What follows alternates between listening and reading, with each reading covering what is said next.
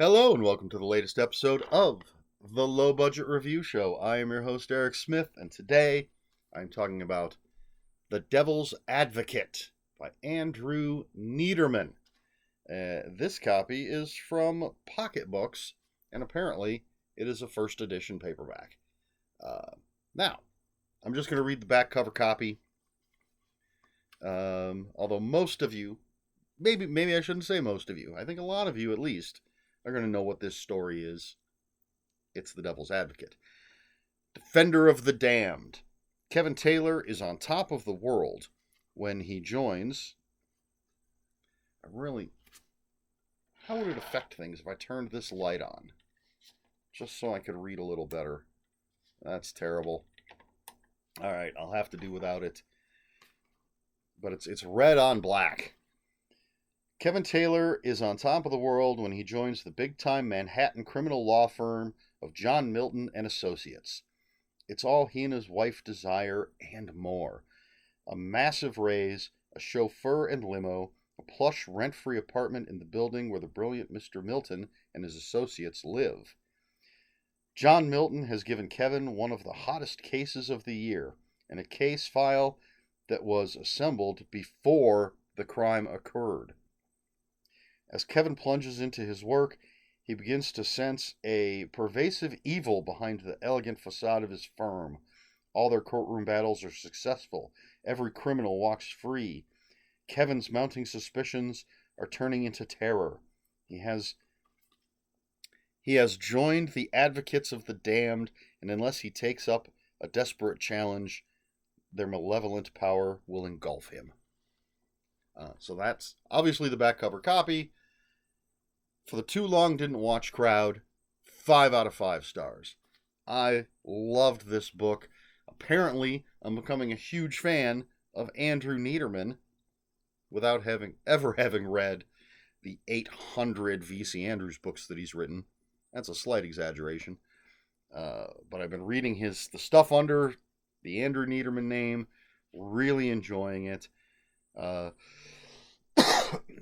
Did not realize for quite some time that he was the author of The Devil's Advocate, which, of course, the basis for the Keanu Reeves Al Pacino movie, which I have seen. It's been a while, and I want to rewatch it now, but I made it a point not to watch it before recording this review so that it would not affect the review or the discussion of what goes on in this book.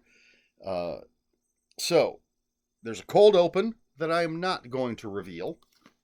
And then we meet Kevin Taylor. He's in his small New York town defending a school teacher, a lesbian woman. That's important, which is why I mention it, who has been accused of sexually assaulting one of her students. And 3 other young girls. So it's a lesbian woman, a female student, and 3 other students. They're young teens, younger than teens. Kevin Taylor is her defense attorney. And spoilers, not spoilers, he wins this case. And he notices as he's conducting the case in the courtroom, he notices some guy in the back watching him, seemingly with approval. So after he wins the case, he and his wife have gone out to celebrate, and this guy that he noticed in the back of the courtroom approaches and says, "I am from this law firm, Milton and Associates. We want to offer you a job." Excuse me. So, as we know, again, from the back cover copy, Kevin takes that job. And at first, everything seems wonderful. They do have this wonderful apartment. It's top-of-the-line law firm with, computers. Holy cow. They have computers. Let's see. This book came out in 1990. So I guess computers aren't all that crazy. But everything seems peachy keen. And Kevin Taylor gets this case. He's working it for John Milton and Associates. But again, I'm not giving anything away. It's all in the back cover copy. He begins to have misgivings. He begins to investigate. So this is a supernatural horror novel, but it reads more like a legal thriller, but it's not Brad Meltzer or John Grisham. It would be maybe Meltzer and Grisham light, because that's not exactly what the book is. It is a horror novel, but it's also a legal thriller, but it's not a deep legal thriller. And I don't mean deep like, deep thoughts. It's going to make you change the way you look at the world. Just that, Grisham and Meltzer are lawyers, and they're writing about a world that they know. The crux of their books, not all of them, but at least their earliest work, was really getting into the nitty-gritty of the legal system and legal cases. And this doesn't go quite that hard in the legal part of it. As a matter of fact, anyone, a lawyer may, or not, I don't know, but might be able to tear apart some of the legal goings on in here.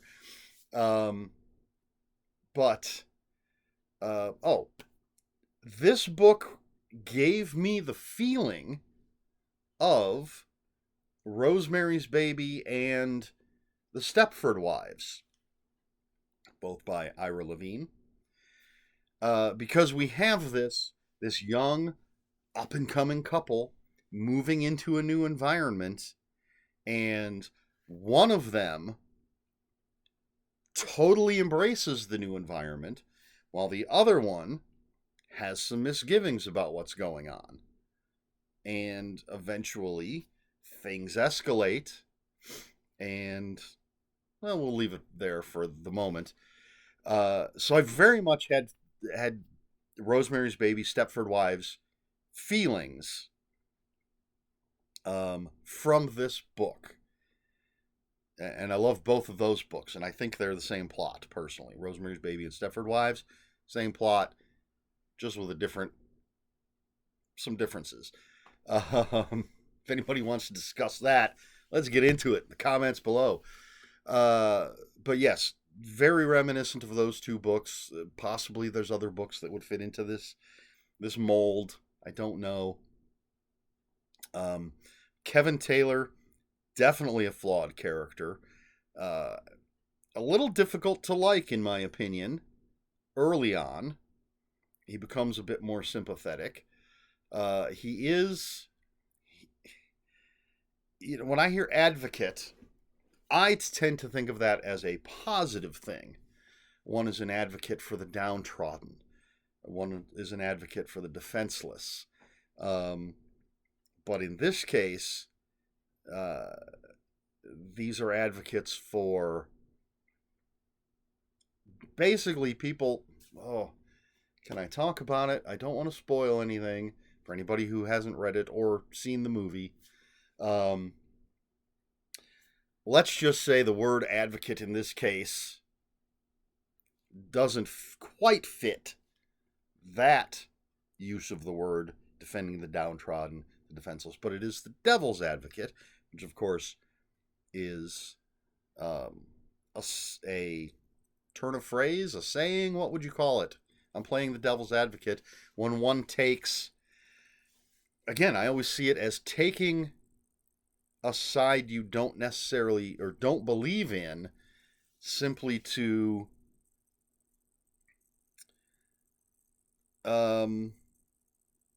see if there are holes in the other argument.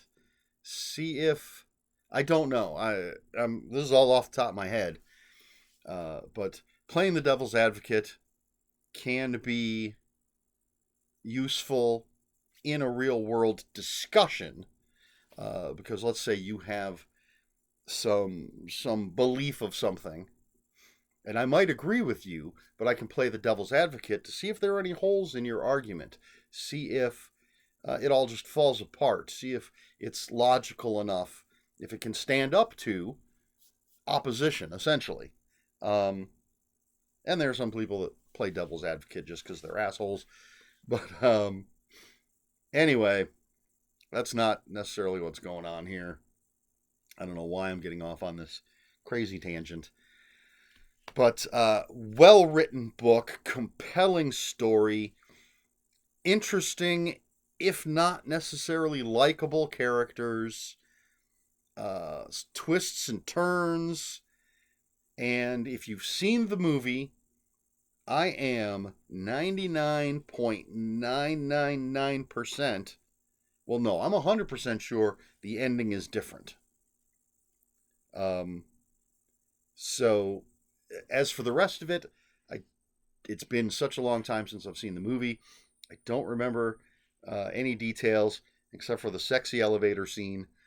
And even that, I don't remember any details. But, so I can't make any comparisons to the bulk of the novel versus the movie. All I know is the ending of the book is absolutely different from the ending of the movie. So even if you've seen the movie, if you enjoy it, you're like, why would I read the book since I already know everything? I'm going to say you don't know everything because the ending is quite different, quite interesting. Very, very interesting way to go with the ending of this book. So, The Devil's Advocate by Andrew Neiderman. I highly recommend it. I think it should be relatively easy to find. Not necessarily this copy. And possibly, maybe enough time has passed that there are new editions out that don't have the movie cover. I know there's movie covers. Regular viewers know I hate movie covers. And I love oldie covers, which is why I searched this out. But absolutely, 5 out of 5. Loved this book. I was so impressed with this and the other Andrew Neidermans that I've read that I made a list on my phone of every non-VC Andrew Neiderman novel that I don't already own. Put the list on my phone so when I'm out and about, if I run across any, because I can never remember everything I have a list of what I'm looking for. But 5 out of 5, The Devil's Advocate. Can't recommend this highly enough. And there you have it. Question for this video: what other books fit into the Rosemary's Baby, Stepford Wives, Devil's Advocate mold? Now there's a lot of horror novels that deal with people moving, seems to be moving back to their hometown, but often it's just people moving somewhere. So I can't think of any more off the top of my head. So the question is specifically a young, up-and-coming couple moving somewhere new. One of them completely embraces their new environment. One of them has misgivings about their environment. That's the criteria for what I'm looking for. Let me know if you can think of any other books that fit this mold. I can't off the top of my head, which, as usual, I did not think ahead about what I was going to ask. So I don't have any examples. But let's talk about it in the comments below. And if you have any comments, questions, or corrections, please put those in the comments below. Comments are open for spoilers. Just post a spoiler warning. We try to be polite here at the Low Budget Review Show. Please like, share, and subscribe. All the usual YouTube stuff. If you'd care to follow me on other social media, I'll have links for my Instagram and Bluesky in the description below. And that is it. This has been the Low Budget Review Show. I have been Eric Smith. And until next time, read more books.